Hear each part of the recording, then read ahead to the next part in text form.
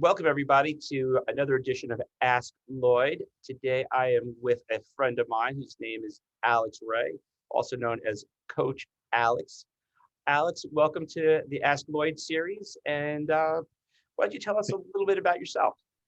Well, thank you so much for having me. So, a little bit about me. I love the outdoors. I love fitness. I love working out. I love moving my body.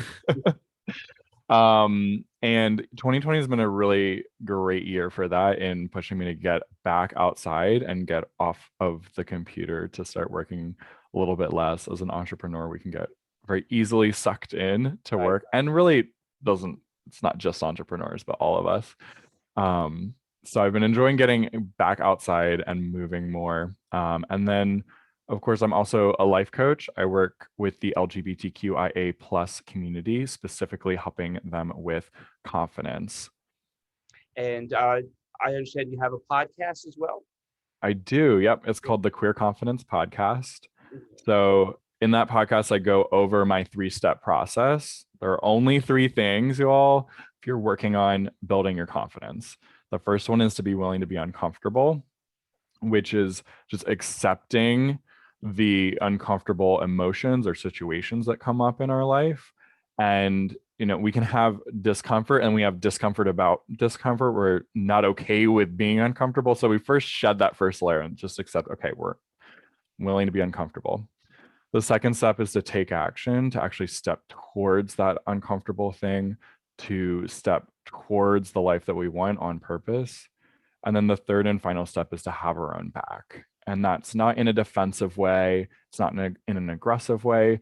It's having our inner child to be able to actually show up for ourselves after things maybe don't go the way that we were hoping, and to be able to provide our own net of safety and security, and really kind of, it's like loving our inner child instead of stepping away and shaming ourselves as we do when we have a pattern of insecurity. Well, that's great advice. And how did you get to do this? How did you choose this as a profession at this point? How'd you get here? Yeah. So as a young child, I was very, very insecure. I grew up in a very religious, very legalistic church and home. And the only thing I knew about people that were LGBTQIA plus was that we were headed to hell. We were going to be eternally punished for who we are.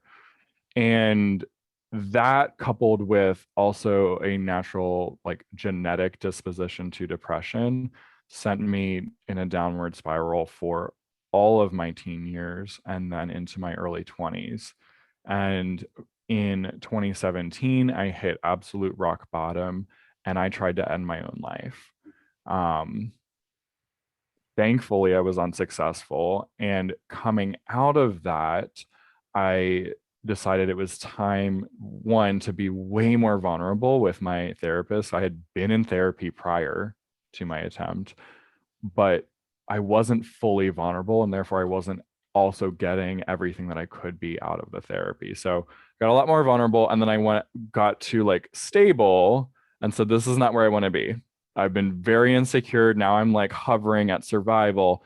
I want to know what makes the difference between people that are very insecure like me and people that are really confident. What do they have that I don't? And so for the next several years, I went on a search to understand what exactly made the difference. No one had made it really clear also, like, the difference as queer people, the things that we experience that might be different than heterosexual people. And so I put together, both through my own experience and through studying for the next several years, a process that now I use to help my clients do the same thing in 6 months instead of 3 years. That's fantastic because I could share something with you. Having gone through my own experience, it's a totally different story than yours, but having gone through a difficult period of life.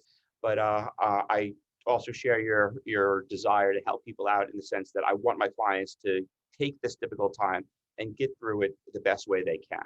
Yeah. Whatever I could offer them, comfort. Again, I'm not their therapist, I'm not their coach, but as somebody who's just a human being who could sit there and add a little humanity to the representation, Mhm. that's something that I appreciate very much in what you do. So Yeah. great work. Thank you. I appreciate it. And so, how is it that you help individuals on a one-to-one basis? So I work with all of my clients via Zoom. That way I can reach anyone in the world. And what we work on is, yes, those three steps that I talked about earlier, but we really make it very personal. So when a client starts with me, we're looking at where are they not feeling confident? Where are they feeling really insecure in their life? Oftentimes it ends up being in relationships or money or career. Those are the three biggest areas I see. Um, and then I work with them on actually applying the process and really helping them get to the heart of why they feel the way they do, where the fear or the insecurity is coming from. And we work on looking at their thought patterns and how it's creating the same result in their life. So we once they're aware of it, that's like the biggest first and most uncomfortable step. Then without shame, because oftentimes when we're stuck in a pattern of insecurity, we're very used to shaming ourselves, particularly in the queer community. We are used to feeling like outsiders. So we do all this with a lot of love and a lot of like celebration for who we are, so that ultimately by the end of our time working together, my clients are feeling very confident, very comfortable, and very calm in who they are and living life on purpose the way that they've wanted to on the inside, but have been kind of hiding it because they wanted to fit in, they wanted to feel accepted by others. And what confidence is really an opportunity to have self-acceptance so that we're no longer relying on others to provide that for us. And the Well, result ends up being much better relationships. My clients enjoy their relationships, or sometimes get out of a relationship that isn't serving them. They make more money, or make it in a way that they enjoy a lot more. Maybe they're like switching their career. And sometimes I get to help clients start their own business. And that's really fun to help an entrepreneur on their journey too. well, I definitely think that's some great work that you're doing, and any of the positive feelings that you have gained in your experience, that you can spread around to your clients and to just regular people. To me, I feel so much better about my day having just spoken to you, and we're just having a conversation. It's like you're coaching me. As a life coach, how do you help your clients in their relationships? Great question. So when I'm working with a client on relationships, I usually we start with why. What's the purpose of a relationship to them? And the interesting thing is that everyone has different views of what they are looking for within a relationship. Some might be looking to build something together with a partner. Some might be looking to be personally pushed and just grow, like self-development and such in a relationship. And some might just be looking for a safe space to come back to at the end of the day. So defining that though is really important, and for both partners to be on the same page about what are they getting out of this, and are they providing this for each other? Is this a mutually beneficial relationship? And do they do the desires that one partner has match what the other partner wants to give, and vice versa? I suppose some of these people who are your people who you have coached before, maybe in marriages, and have you noticed any issues that may be unique to the queer community that that's I guess our audiences would like to hear about? Is there anything particularly interesting with going on with that segment? Yeah, sure. So one of the things that's interesting is marriage has been such a heteronormative, like defined thing, and also religiously defined thing. And so one of the neat things that I think we as the queer community, and I say queer as short for the entire LGBTQIA plus community, um, one of the things that we have that I think is special as queer people is the opportunity to like really rethink marriage as well as many other aspects of life because we're already dropping the labels and we're dropping the norm. Why not also question what is it that we actually want out of the relationship, not what are we told we're supposed to have or supposed to experience? Right. Well, that, yeah, it's definitely interesting because I don't see that ever really being an issue discussed among, I guess, heterosexual people. Like it Yeah. just, yeah, it's just, it seems to be just a matter of, okay, you get to a certain point in your life, you're ready to get married, and you just do, right? But this is some, Right, but then you're following someone else's rule book. Like everyone should be questioning these things, I think, so that we're actually living our life on purpose instead of by, right. oh well, I saw them do it, so I'll do it too. Sure, right. And I suppose it's a lot of the way people are socialized, right? They're brought up, and this Mhm. is just the regular, plain, It's what ordinary you do, what, right? That's, what you yeah. do. Just part of Yeah. things, right? You grow up, you go to school, you go to college, or you get a job, or you get married. But yes, once you're in the queer community, there are other options out there. It's not necessarily so straightforward. Yeah. But this is what happens when you get the right to marry, which is great. You have every option is open to you for any reason. Mhm. So that's fantastic.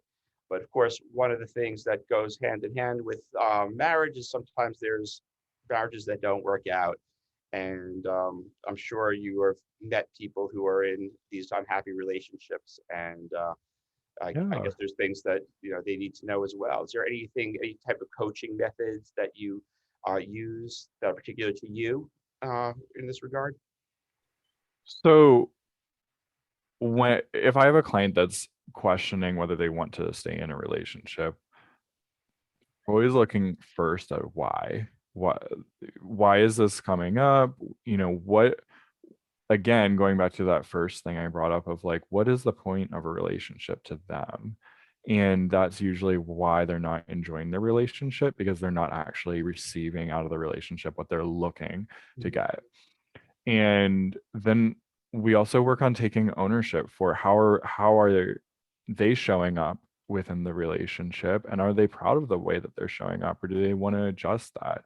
How is the way that they show up affecting the course of the relationship? Taking ownership of the relationship and responsibility, Mhm. not blame and shame and like, oh, it's all my fault. And we're never responsible for the other person's behavior, right? We can't control that, but 100% ownership of the relationship, saying like, this is my relationship too. So I'm not going to leave it up to the other person to decide whether I'm happy or miserable in the relationship. I'm going to own it and I'm going to find a way to either decide that I'm going to receive what I want out of this relationship. This is going to be an experience that's beneficial to me and something that I want to have in my lifetime, or maybe it's not. Maybe I'm done with this. Maybe this is not the right relationship for me. But if not, then to look at why not and be really clear about that, and then to be able to communicate that clearly with the partner. Maybe they want to provide that and just didn't know, or maybe it also would be mutually beneficial for them to separate. And in a non hateful and dramatic way, it can be really like loving and allowing both parties to be their most authentic self. Sure, it's one of with the language of letting go type of thing, as far as just letting go with love and with respect. Yeah. We just say I wish that were true for all relationships that and again, unfortunately, in my line of work, I see plenty of them that are not like that. There are some, I'm sure. but Yeah. and and I know that one of the things that I am always happy to do for my clients is to refer them to coaches, therapists, other professionals, because this is it's a tough time in people's lives, and it's great that you're providing the service to your community and to and that you're getting your name out there, and I'm really really glad to have had the opportunity to meet you at I guess it was I can't remember what networking event it was, but it was great that we got a chance to meet each other. And Yeah. I really appreciate you coming on and spending a little bit of time on the Ask Lloyd series. And thanks so much.